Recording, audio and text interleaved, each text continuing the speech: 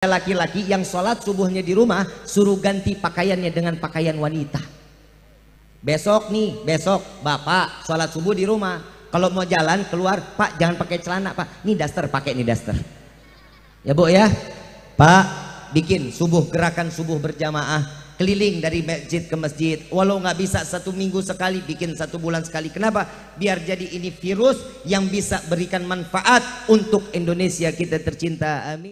Mu'minin mu'minat fahamdan li rabbin hasana bi Muhammadin wa anqadhana min dhulmati jahli wad dayajiri ila nuril islamin wa ilmin wa hikmatin wa imanin wa yumnin wa khairil awamiri. Alhamdulillah ala ni'matil islam wal iman wa kafa bihamin ni'mah. Alhamdulillahilladzi hadana bi abdihil mukhtari man da'ana ilaih bil idzni wa katnadana labbaika ya man dallana wa hadana.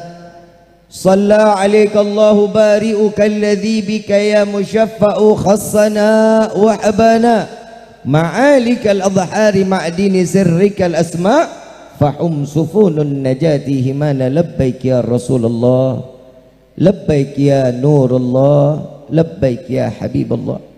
Limpahan puji serta syukur kita panjatkan kehadirat Allah Subhanahu wa taala yang maha agung, yang maha luhur, yang maha bijaksana, yang alhamdulillah di malam yang penuh dengan keberkahan dan kemuliaan ini Allah masih izinkan kita duduk bersama-sama mencicipi dari sekian banyak miliar nikmat Allah berikan kepada kita, khususnya nikmat Islam, nikmat iman, nikmat sehat wal afiat, nikmat umur yang panjang yang insya Allah mudah-mudahan kenikmatan ini tidak Allah hapus sampai ajal menjemput kita.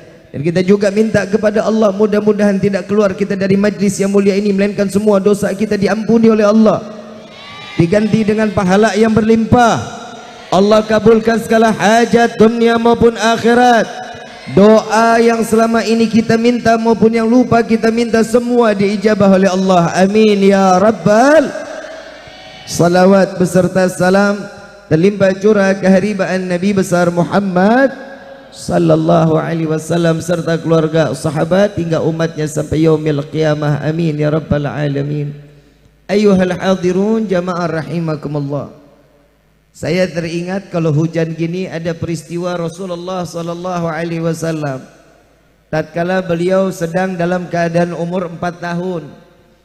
Beliau kakek dari Rasulullah, Sayyidina Abdul Muttalib, didatangi oleh orang-orang Quraisy saat itu yang belum ada Islam, yang tidak beriman kepada Allah. Mereka menyembah Lata dan Uzza. Tatkala saat itu beliau datang kepada kakek Rasulullah, beliau mengatakan, wahai Abdul Muttalib, sesungguhnya engkau yang lebih dekat dengan Tuhanmu. Sudah beberapa tahun kota ini tidak lagi turun hujan, maka mintalah engkau kepada Tuhanmu. Maka tatkala di saat itu kakek Rasulullah memanggil daripada Rasulullah, ya Muhammad, ke sini. Lalu beliau menggendong Rasulullah. Begitu Rasulullah digendong, didekatkan dengan Ka'bah, ya Muhammad, pegang Ka'bahnya. Nabi Muhammad umur 4 tahun memegang Ka'bah. Lalu Abdul Muttalib mengangkat 12 tangan, ya Allah, berkah tangan yang telah menyentuh daripada makam yang telah dibangun, batu yang telah dibangun oleh tangan Rasulmu Ibrahim, maka kabulkan doaku ini berkah Muhammad sallallahu alaihi wasallam. Maka di saat itu juga Allah gelapkan saat itu langit, Allah turunkan hujan berkah tangan Rasulullah sallallahu alaihi wasallam. Bukan hanya Abdul Muttalib, saat itu pula terjadi di mana saat Abu Talib sebagaimana paman Rasulullah setelah kakeknya wafat, kepala kesukuan Quraisy pindah kepada paman Rasulullah sallallahu alaihi wasallam. Tatkala saat itu Abu Talib juga ditanyakan, ya Abu Talib, hewan sudah pada banyak yang mati, yang namanya sawah udah banyak yang tidak berkembang, maka tidak lagi ada turun hujan, maka mintalah kepada Tuhanmu, minta kepada Tuhan agar diturunkan air hujan. Rasulullah saat umur 6 tahun dipanggil, ya Muhammad, digendong di atas pamannya, digendong di atas pundak daripada Abu Talib. Lalu Rasulullah dikatakan, ya Muhammad, pegang Ka'bahnya. Saat itu beliau Rasulullah memegang 2 tangannya ke Ka'bah. Lalu Abu Talib mengatakan, ya Allah, berkah daripada tangan kekasihmu Muhammad, maka turunkan hujan di saat ini. Maka seketika Allah turunkan hujan berkah doa wasilah Rasulullah sallallahu alaihi. Dan ada setelah semuanya meninggal dunia, Rasulullah didatangi oleh orang Badui. Orang Badui ini tinggalnya di pedalaman, di hutan. Saat itu beliau mengatakan kejadiannya dalam keadaan khutbah Jumat Rasulullah. Dan tatkala di saat itu orang Badui ini berlari dari belakang bukit, lari masuk ke dalam Masjid Nabawi. Orang-orang yang sedang duduk dalam safnya disingkirkan oleh orang Arab Badui. Sayyidina Umar bangkit dari tempat duduknya, takut jika orang ini ingin membunuh Rasulullah sallallahu alaihi wasallam. Sayyidina Umar bangkit mengambil daripada pedangnya, lalu Rasulullah menghentikan daripada khutbahnya. Beliau lari-lari, ya Rasulullah, celaka ya Rasulullah, celaka. Rasulullah menghentikan khutbahnya lalu mengatakan, ada apa wahai saudaraku? Celaka ya Rasulullah, hewan sudah pada mati, sawah sudah nggak ada lagi yang bisa ditanam, keadaan gandumnya sudah rusak. Maka karena tidak ada turun hujan, maka mintalah kepada Allah agar diturunkan hujan. Nabi SAW keluar dari masjid mengangkat dua belah tangan, ya Allah berikan hujan di hari ini. Maka seketika yang tadinya matahari begitu terang tertutup oleh awan hitam, lalu turunlah hujan. Orang Arab Badui ini lari seraya mengucapkan jazakallah khair ya Rasulullah.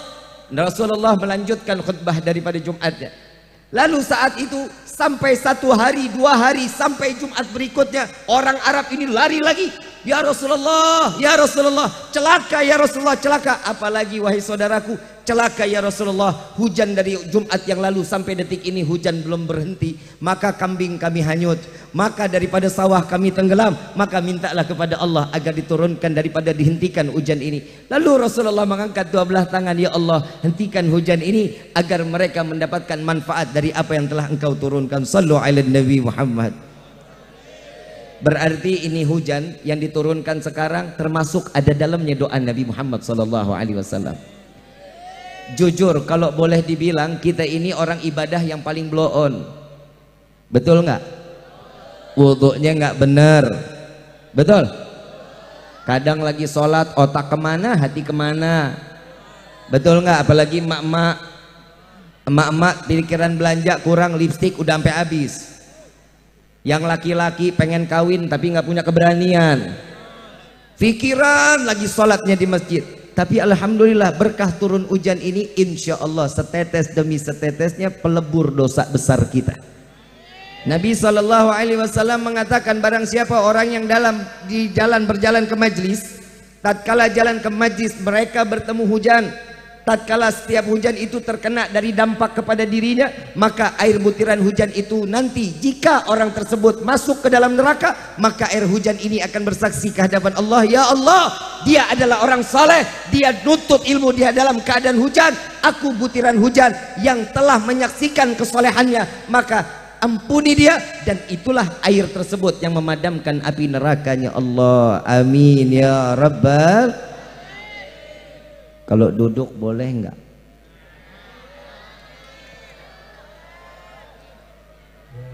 Yang belakangnya kesian. Ya. Ini Habib turun pengen bareng-bareng sama kalian ya. Ya, pengen bareng-bareng, yuk kita hujan-hujanan bareng. Insya Allah ini hujan bukan hujan penyakit. Ini mudah-mudahan hujan ini yang punya penyakit, penyakitnya diangkat sama Allah. Amin ya Rabbal alamin. Ayyuhal hadirun jamaah rahimakumullah. Di sini ini adalah salah satu acara silaturahmi akbar. Kalau boleh dibilang silaturahmi akbar, silaturahmi itu manfaatnya besar. Nabi SAW mengatakan, orang yang pandai menjalin silaturahmi 3 manfaat. Yang pertama, Allah panjangkan umurnya. Belum, amin aja. Emang mau panjang umur? Mau panjang umur? Yang lain mati lo doang sendirian mau? Panjang umur dalam taat kepada Allah, amin. Ini yang kita harapin. Orang yang menjalin silaturahmi Allah panjangkan umur dalam taat. Bib, saya punya teman silaturahminya rajin, saking rajinnya habis sholat subuh ngopinya di rumah saya tiap hari bertahun-tahun. Itu tetangga nyumpekin namanya. Bib, silaturahminya udah bagus, tapi umur 30-40 tahun meninggal dunia. Al-Imam Abdullah bin Alwi Al-Haddad beliau mengatakan, barang siapa yang diambil umurnya sedangkan dia dalam keadaan silaturahmi yang paling terbaik, maka Allah menyatakan bahwa sesungguhnya jika dia kembali kepada Allah umur 30, ibadahnya dihitung sebagaimana umur 60 tahun. Orang yang kembali kepada Allah umur 40, maka dilipat gandakan sebagaimana umurnya 80 tahun. Mudah-mudahan Allah panjangkan umur kita dalam ibadah kepada Allah. Amin ya Rabbal. Yang kedua, apa kata Nabi? Orang yang pandai jalin silaturahmi, Allah luaskan rezekinya. Mau banyak rezeki? Mau punya duit banyak? Ini kan salah satu doa kita, betul ya? Ya Allah, berikan kami rezeki yang banyak, begitu kan? Mau rezeki banyak? Mudah-mudahan, contoh deh, ini malam doa kita dikabulin. Ya Allah, berikan kami rezeki yang banyak. Amin. Pulang sampai rumah, buka pintu kamar ketiban duit. Kaget nggak? Kena jantung mati. Manfaat rezekinya. Mintanya apa? Ya Allah, berikan kami rezeki yang banyak, yang berkah, yang halal, yang tidak akan pernah menjadi fitnah sampai yaumil qiyamah. Amin ya Rabbal. Yang ketiga, apa katanya? Nabi SAW mengatakan, orang yang pandai silaturahmi, orang yang pandai silaturahmi, Allah keluarkan dia dari dunia dengan matinya dalam keadaan husnul khatimah. Mau mati husnul khatimah? Ngimpi, baru tadi lu ngisi selot, baru tadi ibu marah-marah sama bapak, baru tadi anak cium tangannya di pipi sama orang tua. Ini anak sekarang mah kelewatan, cium tangan pada di pipi, pada di jidat. Emang hidung lu pada pindah apa? Indra penciuman mana? Indra penciuman apa? Kenapa pada cium tangannya di pipi? Yang namanya cium tangan itu dihirup. Dihirup, bukan dikecup. Kalau dikecup minyak wangi gua habis. Iler numpuk, ingus nempel, dihirup, bukan di pipi, bukan lagi di jidat. Ini salahnya siapa? Orang tua juga. Orang tua mah maunya mah yang instan-instan aja. Jangan kayak gitu, entar penyakit, entar virus. Nggak ada keberkahan, ada tangan daripada guru-guru kita. Tapi ingat juga, kalau lu cium tangan Habib boleh, cium tangan Kiai silakan, tapi orang tua yang paling wajib. Keberkahan adanya sama orang tua, bukan para ulama. Kalau ulama yang dicium tangannya sama orang tua durhaka, percuma, gak bakal manfaat keberkahan dalam hidup kita. Sayangin orang tua, surga ada di bawah telapak kaki.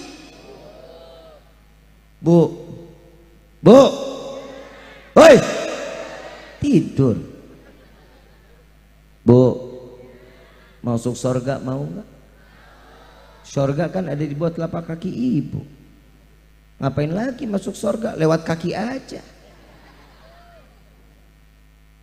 Anak sekarang saya mau tanya, Bu, capek ngurusin anak, capek ngurusin rumah tangga, capek ngurusin suami, suruh suami kawin lagi.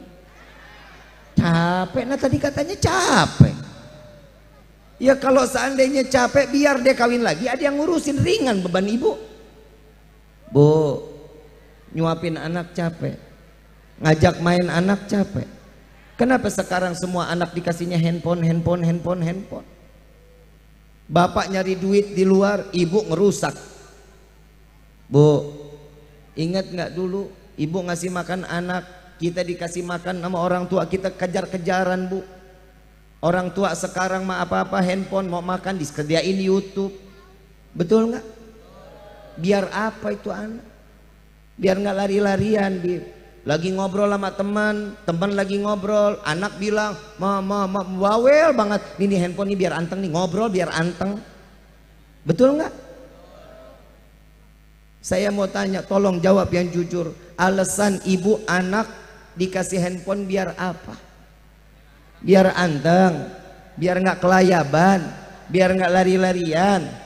Saya kasih amalan biar anak anteng mau cekek.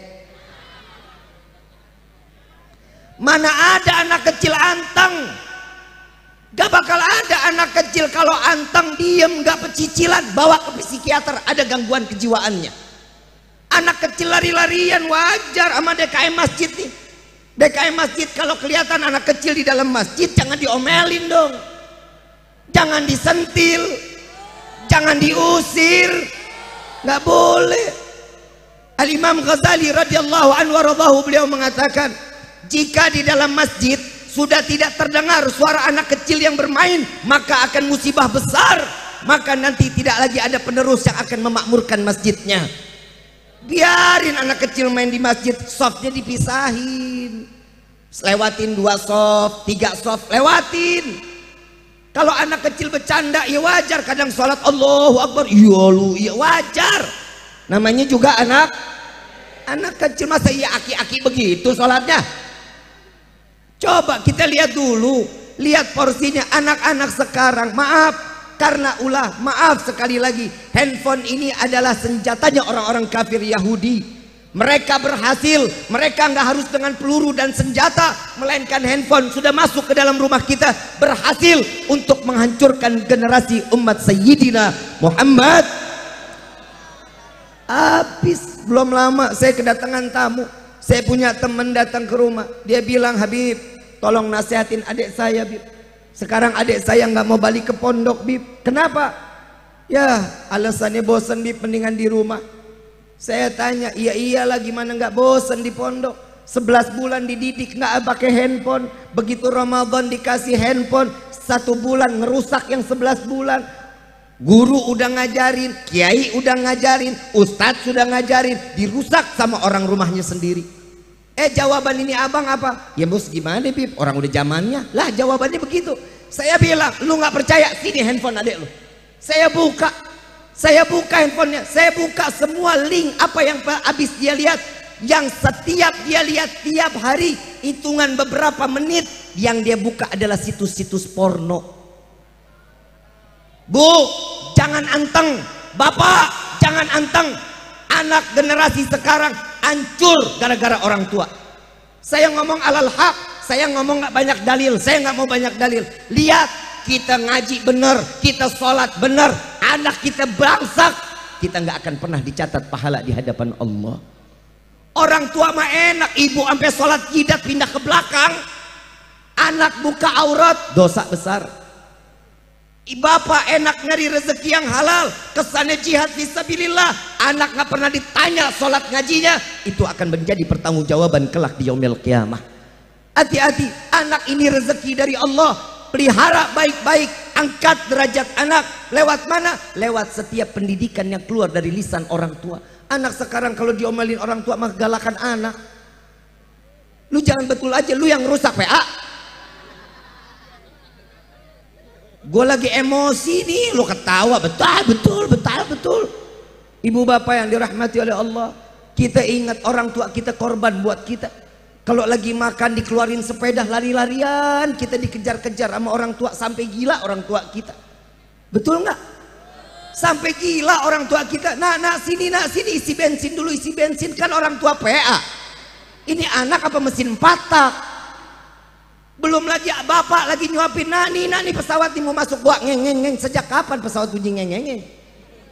Orang tua gila gara-gara anak. Belum lagi anak lagi dimandiin, begitu masukin di bak ada lagunya, mak bego lagi lah, ada lagunya, bebek mandi di pakai. Gila nggak tuh? Anak sendiri dibilang bebek, lagi juga sejak kapan bebek mandi pakai sabun? Ini orang tua PA. Buat siapa? Buat anak ridho. Belum lagi setelah mandi taruh lagi di atas kasur, diperlakin, dipakein minyak telur, dipakein bedak. Begitu lagi dipegang, ya Allah, namanya anak-anak kulitnya kan sensitif, kena kulitnya dewasa geli, tangan bergerak, kaki bergerak, makin ketawa, geli banget. Orang tua jadi gila. Ada satu lagu tapi saya nggak tahu siapa penciptanya. Mungkin orang sini tahu. Nang ning na, nang ning na. Siapa pencipta ini lagu? Ini ada lagu, ini ada terusannya nih. Nang ning na, nang ning na. Anak siapa? Anak siapa? Lu yang mandiin, lu yang suapin, lu yang minyakin, lu yang bedakin, lu tanya anak siapa? Anak siapa? Orang tua PA.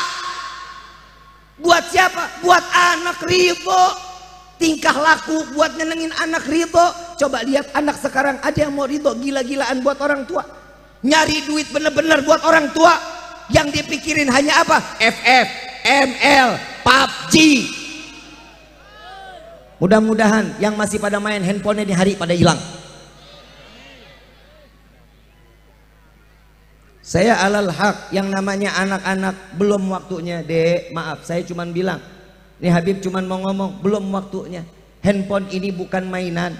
Handphone ini adalah sesuatu alat komunikasi untuk orang yang sudah berakal. Kalau adek pegang, cuman adek pegang buat main game, percuma. Beli aja PS, kalau enggak lu ke rental.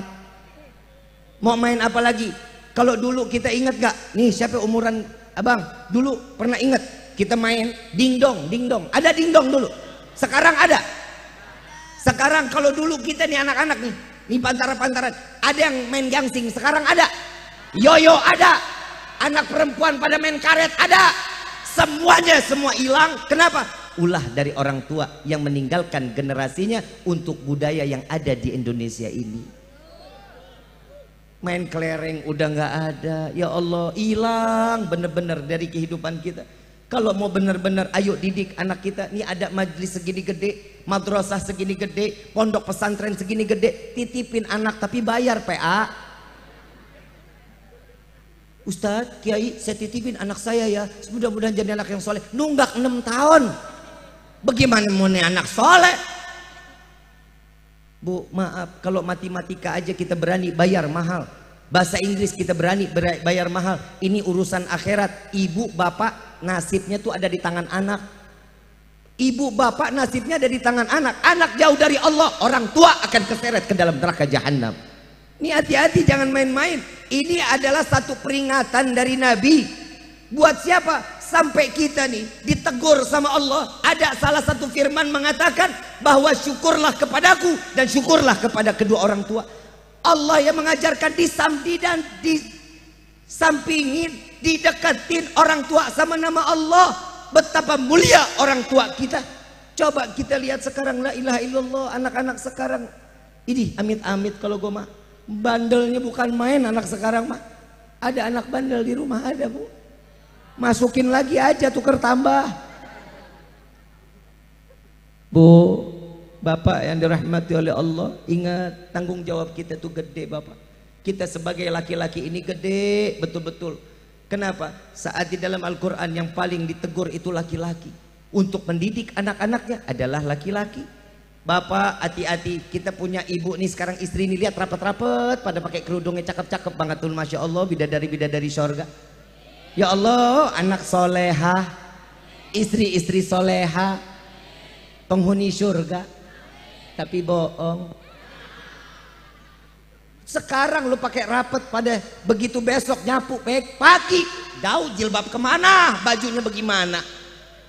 Pakai kerudungnya, pakai tangan panjangnya. Ingat bu, Neng, satu helai rambut perempuan, 4 laki-laki wajib untuk masuk ke dalam neraka. Satu helai rambut perempuan terlihat sama makhluknya Allah. Angin makhluk, debu makhluk, tumbuhan makhluk, air makhluk. Jika itu terlihat, maka berhasil 4 laki-laki. Yang pertama ayahnya, yang kedua suaminya, yang ketiga paman dari bapak atau ibunya, yang ketiga putranya. Tuh hati-hati bu, pakai kerudungannya. Ya, terus sama yang kedua nih, tolong kalau lagi ada proses pemakaman perempuan jangan ngikut. Mau ngapain lu? Lu gendong mayat kagak, lu gali kuburan ikut juga enggak, nguruk juga kagak. Yang bikin repot ya perempuan. Duduk di rumah, mau ikut silahkan, jangan deket-deket, biarin laki yang ikut prosesnya. Saya mau tanya, emang ibu ngegendong? Bawa panggul kurung batang, bawa pacul gali kuburan, nguruk-nguruk, masuk ke liang lahat gitu ngambil jenazah? Enggak, diam aja dulu, diam dulu, biarin laki-laki yang ngurusin. Ingat, auratnya perempuan itu banyak.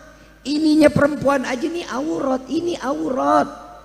Kalau ini aja sudah terdampak, yang bikin kumpul kita saat proses jenazah siapa? Jenazahnya. Apa yang kita lakukan itu akan dampak kepada jenazahnya. Bisa jadi siksaan untuk jenazahnya. Jangan bu, bib bapak saya diam di rumah, bib ibu saya diam di rumah, bib suami saya diam, anak saya diam. Apalagi kalau ada suami yang meninggal, Ini istri nggak pernah keluar dari rumah. Begitu lagi saat pemakaman, istri paling nangis banget di batu nisan. Ya Allah, mana warisan nggak ada. Tetangga nanya, itu siapa perempuan nangisnya sedih banget, bener-bener banget. Itu dia tuh, ini lakinya yang meninggal nih. Jandanya boleh juga tuh. Panjang dah, panjang jadinya ini. Coba kita lihat, jangan. Jadi timbul kemaksiatan, lebih baik disingkirin. Paham ya? Jadi mulai besok nih kalau ada yang meninggal, jangan pernah ada yang ikut ya. Siap? Siap? Insya. Ini disampaikan lagi ke teman-teman yang lain ya. Sampaikan lagi ke teman-teman yang lain. Mudah-mudahan Allah jaga kita dunia wal akhirah. Amin ya rabbal. Yang terakhir nih dari saya, Pak, jaga perasaan perempuan, Pak. Laki-laki. Anak muda. Para suami. Jaga perasaan bini lo. Jaga perasaan calon. Perasaan perempuan itu diibaratkan sebagaimana cermin. Ingat, sebagaimana cermin perasaan perempuan. Jangan lo sakitin, jangan lo pukulin, jangan lo gebugin, jangan dengan nada keras kecuali dia melanggar syariat. Paham? Kalau dia nggak sholat, dibandol banget, Bib, nggak sholat, Bib, pukul, nggak apa-apa. Tapi jangan berbekas, jangan di muka, jangan di badan. Pukul telapak tangannya atau punggung tangannya boleh, tapi jangan sampai berbekas. Itu syariat. Ini sekarang laki mau, ya Allah, perempuan salah dikit main banting aja lu, main cekek-cekek aja, jangan, gak boleh. Ar-rijalu qawwamuna 'alan, ayomin, jagain. Sampai salah satu ulama mengatakan perempuan perasaan itu ibarat mana cermin. Yang namanya cermin kalau kita beli bagus nggak? Begitu kita ngaca sempurna nggak? Tapi begitu cermin ini jatuh, hancur, bisa kembali sempurna. Begitu juga perasaan perempuan, Pak. Kalau yang namanya perempuan disakitin sama laki-laki, insya Allah perempuan pasti gampang memaafkan. Tapi ingat, bekas lukanya nggak bakal hilang, Pak, sampai matinya. Ini perempuan. Survei membuktikan. Kenapa sih perasaan itu diibaratkan sebagaimana cermin? Karena melek mata, dia lari ke kaca, Pak. Belisin belek. Masuk kamar mandi, ngaca lagi. Walaupun kaca nggak ada, di kubangan air jadi baskom butek, hayu aja. Pakai baju, pakai kerudung, dandan, keluar kamar lagi sarapan, di meja ada kaca. Tuh dia keluar dari rumah nengok jendela, pakai helm, naik motor, begitu kena lampu merah nengok ada mobil. Tuh, semuanya ngaca. Perempuan ini hobinya ngaca 11-12 sama Sarimin, Pak. Makanya Nabi sampai bilang, wahai para laki-laki, jika ada perempuan di hadapanmu, jangan pernah dari belakangnya. Jangan ikutin dari belakang. Kenapa? Sen kanan belok kiri, sen kiri belok kanan. Perempuan itu nggak punya konsisten, Pak, di dalam perjalanan. Kenapa? Karena spionnya nggak pernah ngeliat ke belakang, Pak. Apa? Emang spionnya doa, Pak, madep ke mukanya. Saya begitu lihat ini apa? Saya ngambil satu, saya yakin perempuan ini kenapa spion nggak pernah mau lihat di kebelakangin. Ternyata, Pak, perempuan itu spion kan lihatnya ke belakang, Pak, harusnya. Lebih aman kalau belok kanan belok kiri kan gitu. Ternyata perempuan nggak perlu, Pak, nggak perlu ngeliat ke belakang karena perempuan nggak butuh masa lalu, yang dicari adalah masa depannya, Pak. Sallu ala Nabi Muhammad. Saya minta keikhlasan Al-Fatihah. Yang pertama untuk saya punya nenek. Insya Allah mudah-mudahan Allah angkat penyakit, diberikan kesehatan seperti sedia kala. Syarifah Nur binti Umar bin Abdurrahman Al-Attas, mudah-mudahan Allah berikan kesehatan seperti sedia kala. Amin ya rabbal hadin niyah wa likulli niyatin salihah wa ila hadratin Nabi al-Mustafa sallallahu alaihi wasallam bisiril Fatihah.